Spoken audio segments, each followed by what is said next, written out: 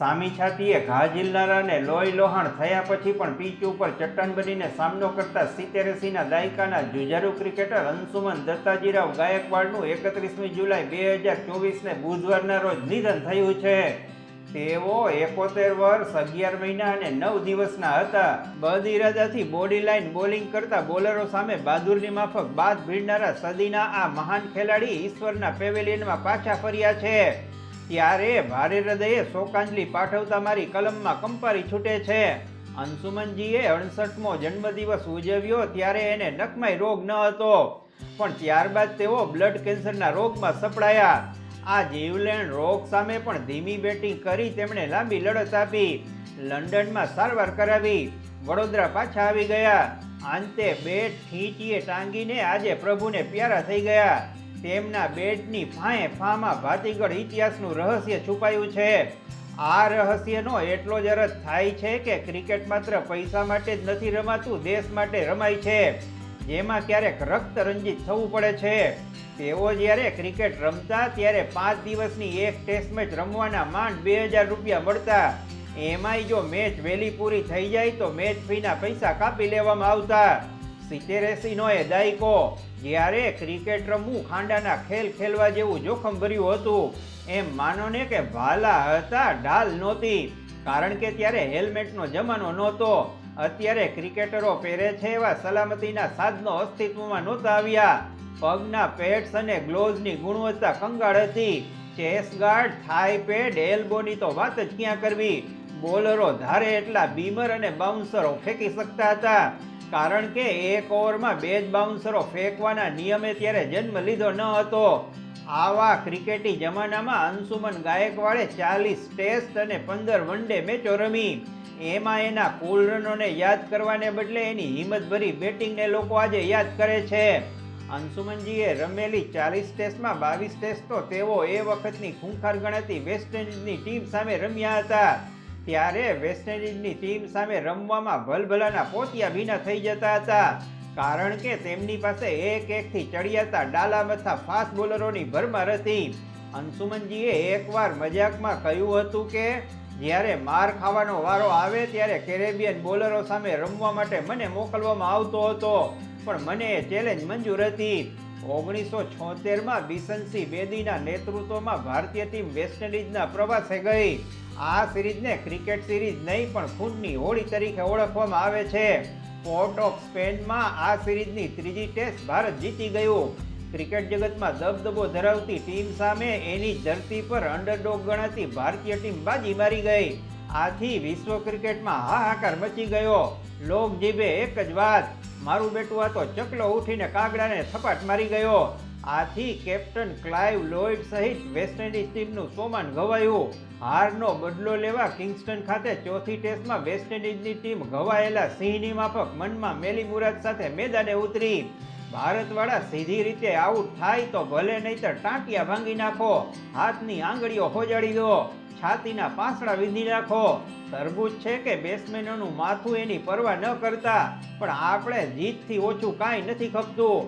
આવા કૂળ કપટ વચ્ચે અંશુમન ગાયકવાડ અને સુનિલ ગાવસ્કરની જોડી મેદાને ઉતરે છે અને વેસ્ટ ઇન્ડિઝના 4 ફાસ્ટ બોલરોનો ધૈર્યપૂર્વક સામનો કરી જડબાતોડ જવાબ આપે છે. સ્કોરબોર્ડ ઉપર 136 રનની ઓપનિંગ ભાગીદારી નોંધાતા વેસ્ટ ઇન્ડિઝ બોલરોના મોઢે પીણ આવી જાય છે.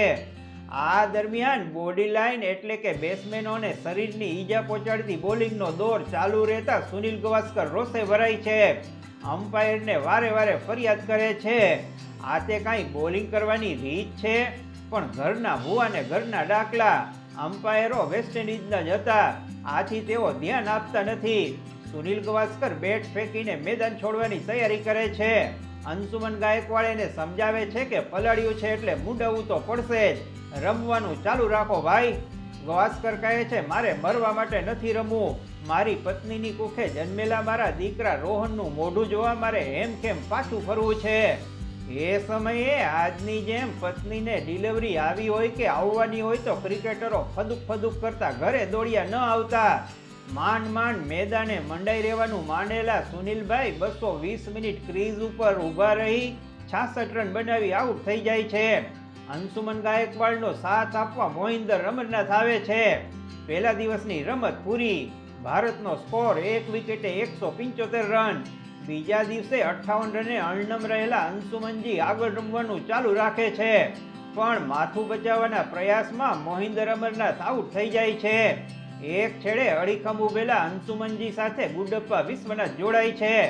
8 રને આંગળી તોડાવવાની સાથે તેઓ આઉટ થઈ જતા હોસ્પિટલ ભેગા થાય છે.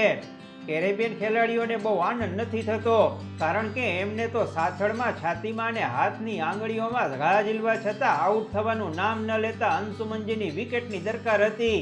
ધાર્યા કરતા ઓછા બાઉન્સ થયેલો એક બોલ અંશુમનજીના હાથમાં વાગે છે અને ગ્લોવ્સમાંથી લોહીની ધારા વહેવા લાગે છે. છતાં તેઓ હલકી પાટાપિંડી કરીને રમવાનું ચાલુ રાખે છે. 450 મિનિટ ક્રીઝ ઉપર યોદ્ધાની જેમ ઊભા રહીને અંશુમનજી 81 રને પહોંચે છે. ચહેરા ઉપર ન કોઈ ડર ન ખોફ.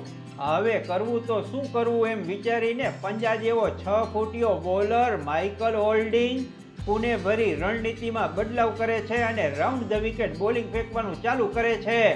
ગતિ પરિવર્તન કરીને તે એક એવો બોલ નાખે છે જે બંદૂકની ગોળીની જેમ અંશુમનજીના કાનમાં વાગે છે. તેમના ચશ્મા ફંગોળાઈને ઉલડી પડે છે. કાનમાંથી એટલું લોહી નીકળે છે કે ખભેથી વહાર સુધીનો આ બહાદુર સિપાહીનો શર્ટ લાલ થઈ જાય છે. બીજો માર્યા ફરે. હો સાહેબ, એ વખતે એવી કોઈ વ્યવસ્થા જ હતી નહીં. તેમને તાત્કાલિક હોસ્પિટલમાં લઈ જવાય છે અને પેન કિલરના ઇન્જેક્શનો આપવામાં આવે છે. વેસ્ટ ઇન્ડિઝના બોલરો આટલેથી જ અટકતા નથી, પણ તેઓ બ્રિજેશ પટેલને પણ ઈજાગ્રસ્ત કરી દવાખાનાનો દરવાજો દેખાડે છે. We had 3 batsmen, one behind the other, going in to the hospital. Bharat આ ટેસ્ટ હારી જાય છે, પણ વેસ્ટ ઇન્ડિઝ ઉપર કાયમને માટે કાળી ટીલી લાગી જાય છે. અંશુમનજી 18 વર્ષના હતા ત્યારથી ક્રિકેટ રમતા હતા. તેમની 4 પેઢી ક્રિકેટ રમી ચૂકી છે. તેમના દાદા, પિતા અને 2 દીકરાઓ પણ ક્રિકેટ રમી ચૂક્યા છે. સ્ક્રીન ઉપર દેખાય છે એ તેમની સમગ્ર કારકિર્દીના આંકડા છે. ગાયકવાડ એક ઉમદા બેટ્સમેનની સાથે સાથે ઉપયોગી ઓફ સ્પિનર પણ હતા. ફર્સ્ટ ક્લાસ ક્રિકેટમાં તેમણે 143 વિકેટો લીધી છે. તેઓ 2 વખત ભારતીય ક્રિકેટ ટીમના કોચ રહી ચૂક્યા છે. 1999માં અનિલ કુંબલેએ પાકિસ્તાન સામે ફિરોઝશાહ કોટલા ખાતે ઇનિંગની તમામ 10 વિકેટ ખેરવી, ત્યારે શ્રી અંશુમન ગાયકવાડ જ ભારતીય ટીમના કોચ હતા. તદ ઉપરાંત તેઓએ સિલેક્ટર તરીકે પણ સેવા આપી છે. ઈશ્વર સદગતના આત્માને શાંતિ બક્ષે. ઓમ શાંતિ. નમસ્કાર.